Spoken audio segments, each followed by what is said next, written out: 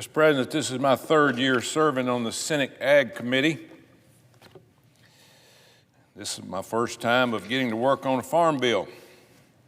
The farm bill comes around every 5 years. It sets national policy on agriculture, nutrition, conservation, and forestry. In less than 2 weeks, at the end of this fiscal year, the current farm bill will expire. In 2018, this bill had a price tag of $867 billion. That's right, $867 billion 5 years ago at 2018. Now, we used to think that was a lot of money, but the upcoming farm bill is almost double that amount at roughly $1.5 trillion. This is the first $1 trillion farm bill in our nation's history. The enormous price tag of the bill is driven by an 84% increase in SNAP, or Federal Nutrition Assistance, and a 58% increase in conservation programs. In other words, a huge increase in welfare and climate spending. Most of this new spending is not support or for support of our farmers. The $559 billion increase in SNAP funding was done directly by the Department of Agriculture through updates to the Thrifty Food Plan. In other words, nobody in Congress voted for this. The $35 billion in conservation funding was done through the Inflation Reduction Act of last year.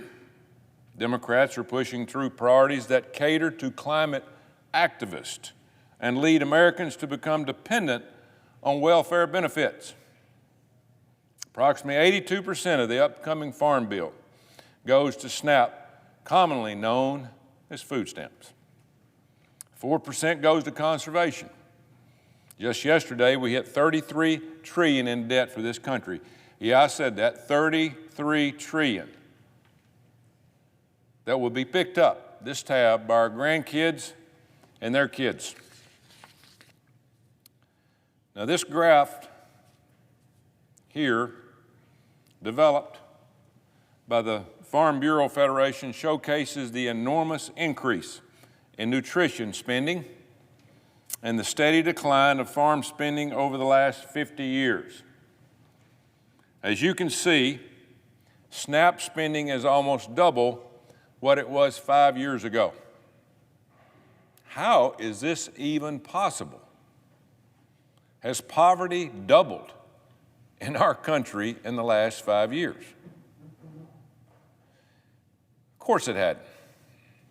The poverty rate has been between 10 and 20% during my lifetime. 10 and 20%. We've spent $20 trillion in the war on poverty, and we have not even moved the needle. What does that mean? That means we're not doing our job. All we're doing is we're paying for somebody else to do it. So it doesn't work. Yet I've never heard of my Democratic colleagues consider the way we fight poverty. We just give out money. If my colleagues on the left cared about poverty, then they would want better results. But nobody wants better results here. They want votes. Welfare spending. If we'd ever get in our heads, welfare spending does not lift people out of poverty. Are we ever going to realize that? It simply makes people more comfortable remaining in poverty. And that makes it wrong. It makes it wrong for this body that we continue down this path of poverty and not helping poverty. Food stamps are supposed to help people stay afloat while they work to become self-sufficient. Help them get through tough times. Not a free walk in society. It should not be an incentive to stay home other than to train and want to get a job. But that's exactly what it's done. Making someone dependent on government is not helping them. It's hurting them. The whole purpose of the Farm Bill is supposed to be to help farmers. What an idea. Yet 7 out of $8, again, 7 out of $8 in the Farm Bill is for something else.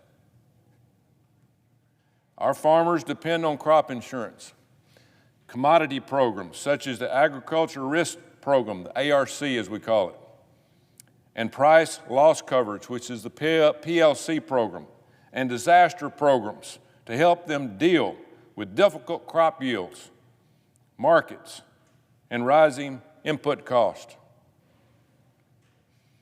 Farmers can't control the weather or the price, and that's the reason they need help. We have to remember, farmers put food on the table, but there's a lot of people that don't understand that. These are some of the hardest working people in America, and they have too little to show for it. Back home in my state of Alabama, I have heard the struggles facing our row croppers and our specialty crop producers. They need help to deal with inflation and rising input costs. Farm production costs have increased 28% since Joe Biden took office less than 3 years ago. That's embarrassing. How in the world can we increase prices 28% in this country in 2.5 years and expect the people of this country to survive, the hardworking people, farmers included? Fuel and fertilizer are 60% to 130% higher than they were in 2021.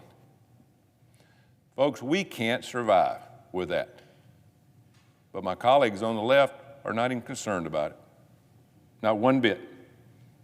We're just going to cut back on digging oil and gas and buy it from other countries and charge the heck out of taxpayers in the United States of America for oil and gas that we could produce here. Other farm expenses like land, cash rents, labor, and equipment are all adding up.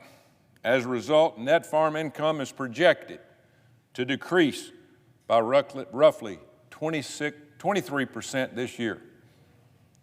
Costs are up, incomes are down, and farmers are struggling to survive. We are on a direct collision in this country of closing our farmers out and having to completely depend on other countries for our food and other things that we eat.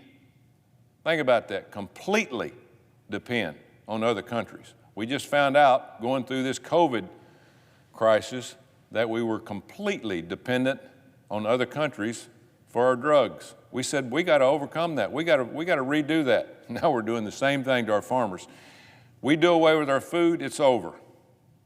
Because you think if their prices are high now, they'll be completely a lot higher than they are now. The only thing that's keeping our farmers afloat is called the Farm Safety Net.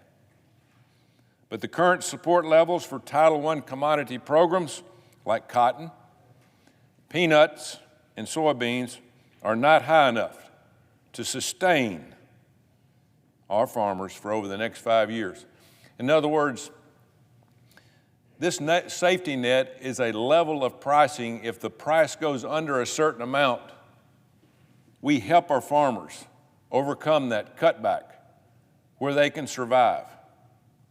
The problem is that safety net price has not been risen since 2012.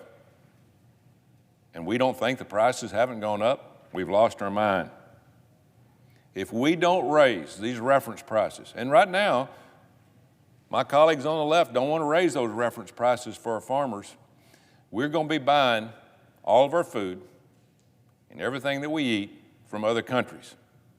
It's coming. We have got to raise our reference prices. We've got to help out our farmers. These programs and these reference prices allow our farmers to continue clothing, feeding, and fueling every citizen in this country and a lot of other countries. Now, we don't need to idly sit by while our hardworking producers work tirelessly and barely survive under this Joe Biden economy. I ask my colleagues, I beg my colleagues on the left to wake up, open your eyes, and support our farmers and fight for this farm bill. Raise the reference prices. Help them out, because we don't, there won't be a need for another farm bill.